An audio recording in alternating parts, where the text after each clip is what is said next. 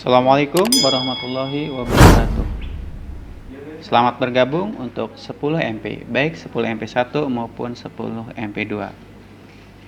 Semoga kita dalam keadaan sehat dan tetap terhindar dari wabah COVID-19.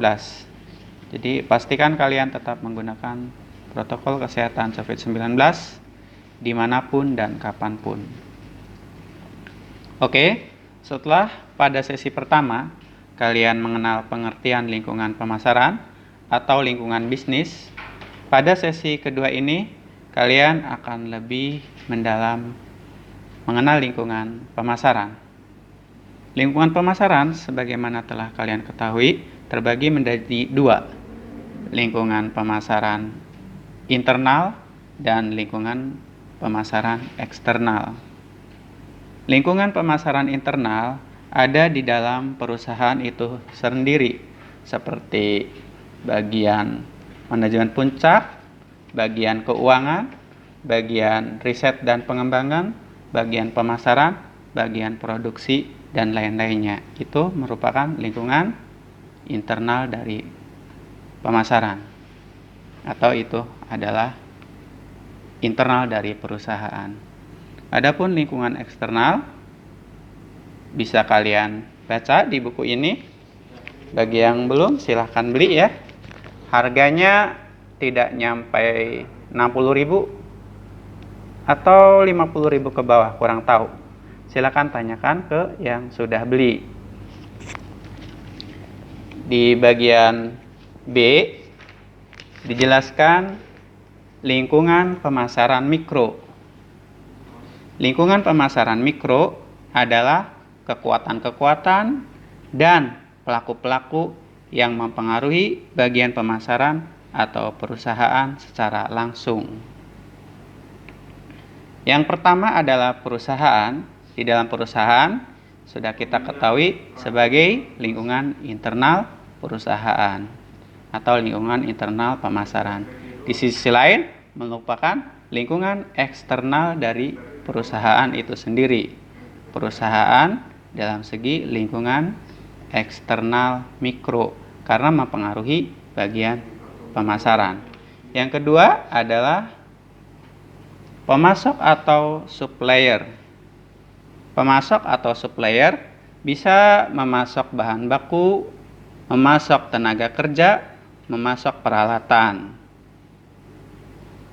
Dia berpengaruh langsung terhadap perusahaan atau bagian pemasaran. Yang ketiga adalah perantara. Perantara itu bisa perantara yang memasarkan produk kita atau perantara dari supplier yang menyampaikan bahan baku kepada kita. Itu perantara. Perantara bisa juga perantara keuangan. Perantara keuangan yang mensupport dana dari keadaan keuangan perusahaan. Kemudian pelanggan. Yang ketiga, pelanggan sudah tentu adalah bagian dari pasar. Pelanggan sendiri adalah perseorangan yang berada di dalam lingkungan yang disebut dengan pasar. Pelanggan karena merupakan pasar, merupakan bagian yang sangat vital dari bagian pemasaran atau perusahaan. Dalam buku tersebut dikemukakan pelanggan atau lebih luasnya dikenal dengan konsumen yang kita sebut dalam skala globalnya sebagai pasar. Ada pasar konsumen, ada pasar bisnis, ada pasar penjual. Pasar konsumen jadi menggunakan produk atau jasa untuk dirinya sendiri. Sedangkan pasar bisnis memperoleh produk untuk dijual kembali. Adapun pasar penjual yaitu yang kita kenal dengan bisnis retail. Jadi menjual produk atau jasa dalam unit terkecil. Kemudian yang berikutnya adalah para pesaing atau kompetitor. Kompetitor adalah perusahaan yang merupakan pesaing kita dalam produk yang utamanya. Kemudian yang selanjutnya adalah masyarakat umum. Masyarakat umum adalah kalangan-kalangan tertentu yang termasuk lingkungan pemasaran mikro. Masyarakat umum bisa terdiri atas masyarakat keuangan, masyarakat sosial media, masyarakat pemerintah, masyarakat pembela kepentingan umum atau kita kenal dengan LSM, masyarakat setempat di sekitar lingkungan perusahaan, masyarakat umum yang memperhatikan keadaan kegiatan perusahaan atau produknya, masyarakat dalam perusahaan, jadi karyawan-karyawan di dalam perusahaan itu sendiri. Jadi ada satu unsur tapi masuk sebagai lingkungan eksternal, masuk sebagai lingkungan internal sekaligus lingkungan eksternal, seperti masyarakat dalam perusahaan. Mereka adalah lingkungan internal dari perusahaan sekaligus lingkungan eksternal mikro dari suatu perusahaan. Dari keenam unsur tersebut, mereka berpengaruh langsung terhadap bagian pemasaran atau berpengaruh langsung terhadap perusahaan. Tugas di materi yang ini, kalian memberikan contoh pengaruhnya dari unsur-unsur tersebut terhadap perusahaan atau bagian pemasaran. Misalkan keadaan masyarakat setempat yang demo karena kebutuhan karyawan yang kurang sesuai dengan keinginan masyarakat setempat.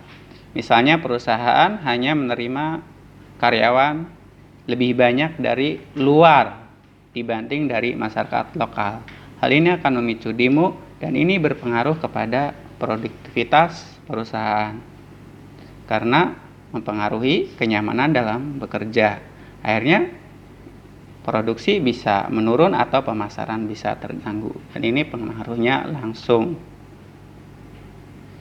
Di sesi lingkungan pemasaran mikro ini, tugas kalian adalah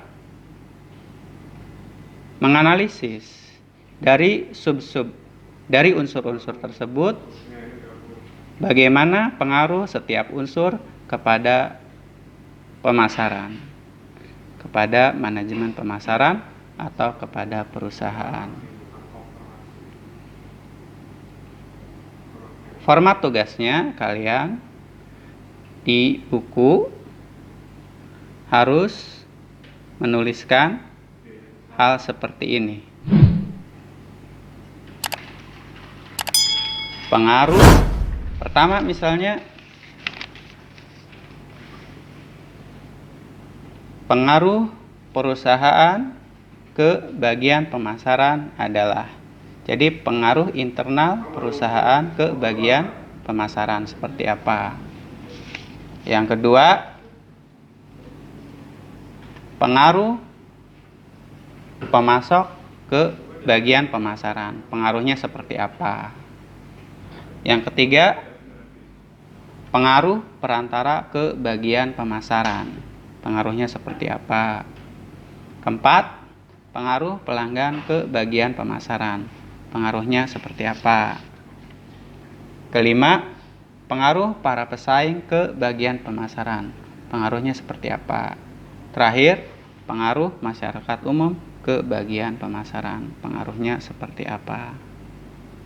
Demikian untuk tugas pengaruh lingkungan pemasaran mikro terhadap bagian pemasaran, atau bisa juga terhadap kegiatan bisnis, atau bisa juga terhadap bagian dari unsur produksi di perusahaan tersebut. Yang kedua adalah lingkungan pemasaran makro. Lingkungan pemasaran makro adalah pelaku-pelaku atau kekuatan-kekuatan yang berpengaruh tidak langsung kepada bagian pemasaran. Jadi memberikan pengaruh secara tidak langsung kepada bagian pemasaran. Yang pertama, lingkungan demografis atau kependudukan, yaitu pertumbuhan penduduk, perbandingan persentase umur, pasar etnik, tingkat kelulusan akademik, dan pola kehidupan rumah tangga. Tingkat pertumbuhan penduduk. Semakin melonjak pertumbuhan penduduk, pengaruhnya akan semakin besar walaupun tidak langsung kepada bagian pemasaran. Begitupun sebaliknya. Perbandingan persentase umur dari persentase umur balita, remaja ke dewasa. Perbandingannya ini sangat-sangat berpengaruh walaupun tidak langsung kepada bagian pemasaran. Misalkan yang dominan adalah usia remaja, maka produk apa yang perlu dipasarkan? Yang dominan adalah anak-anak dan balita, maka produk apa atau strategi pemasaran bagaimana yang harus dilakukan? Atau yang dominan dari populasi suatu penduduk adalah lansia atau pensiun, maka kita harus mengembangkan strategi pemasaran bagaimana atau produk dan jasa bagaimana yang harus dikembangkan. Yang kedua, pasar etnik. Pasar etnik kaitannya dengan ras. Jadi kita mengembangkan produk atau jasa menyesuaikan dengan keadaan etnik tertentu. Ketiga, tingkat lulusan akademik. Lulusan akademik mempengaruhi tidak langsung terhadap bagian pemasaran. Karena semakin tinggi tingkat pendidikan seseorang, semakin detail dalam mengolah informasi dari produk-produk atau dari strategi pemasaran yang dilakukan oleh suatu perusahaan. Semakin berhati-hati dalam memilih produk. Yang berikutnya, pola kehidupan rumah tangga. Pola kehidupan rumah tangga juga mempengaruhi secara tidak langsung kepada bagian pemasaran. Itu adalah sub-unsur-unsur dari lingkungan eksternal makro demografis atau kependudukan. Yang kedua, lingkungan ekonomi. Lingkungan ekonomi berpengaruh tidak langsung kepada bagian pemasaran. Di lingkungan ekonomi terdapat tingkat pendapatan, tingkat inflasi, resesi, dan tingkat pertumbuhan ekonomi. Begitupun lainnya. Seperti dalam keadaan inflasi, tentu saja karena daya beli masyarakat semakin menurun ketika inflasi, maka produk-produk yang kurang dibutuhkan seperti sekunder dan tersier, permintaannya akan menurun. Dan ini berpengaruh di bagian pemasaran. Kedua, lingkungan alam. Lingkungan alam bisa bencana alam.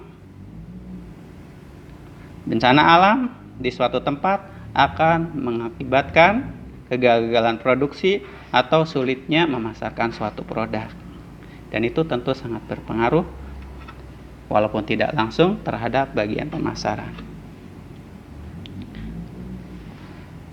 Lingkungan alam itu seperti menipisnya sumber daya alam, meningkatnya biaya lingkungan pastinya, meningkatnya polusi. Itu berpengaruh tidak langsung kepada bagian pemasaran. Yang selanjutnya lingkungan teknologi. Lingkungan teknologi juga berpengaruh tidak langsung terhadap bagian pemasaran. Seperti perkembangan teknologi yang sangat cepat, jadi produk ketika tidak secepatnya mengupdate maka akan ditinggalkan pelanggan. Ketika kita membuat produk dengan skala yang besar tapi permintaan dari pasar menurun karena teknologi yang dikembangkan yang ada di produk tersebut telah ketinggalan, maka dengan sendirinya produk tersebut akan menjadi sampah. Kemudian inovasi teknologi yang terus berkembang. Jadi keadaan produk yang tidak mengupdate akan mengakibatkan produk tidak terjual. Ketika produk update dengan suatu teknologi, maka kemungkinan terserap oleh pasar semakin besar. Ketiga, aturan-aturan dalam teknologi. Ya, aturan-aturan dalam teknologi juga berpengaruh tidak langsung terhadap bagian pemasaran. Contoh aturan-aturan dalam teknologi adalah seperti komponen tertentu harus dipastikan nyaman untuk digunakan. Nah, ini jadi bahan pertimbangan bagi bagian pemasaran atau bagian produksi dalam hal memproduksi produknya. Yang kelima, lingkungan politik. Seperti aturan-aturan dalam sektor industri, tumbuhnya organisasi-organisasi LSM dan buruh, dan lainnya. Keadaan politik sangat berpengaruh walaupun tidak langsung terhadap bagian pemasaran. Berikutnya, lingkungan sosial dan budaya. Lingkungan sosial dan budaya bisa dijadikan dalam keadaan di masyarakat dari segi penampilan sehari-hari, etika, dan lain sebagainya yang merupakan karakter dari suatu daerah. Dan itu berpengaruh langsung terhadap bagian pemasaran. Silahkan kalian ambil contohnya. Seperti perbedaan budaya pada masing-masing negara, termasuk pada masing-masing daerah. Kemudian kepercayaan akan tradisi dan agama tertentu. Ini berpengaruh di bagian pemasaran.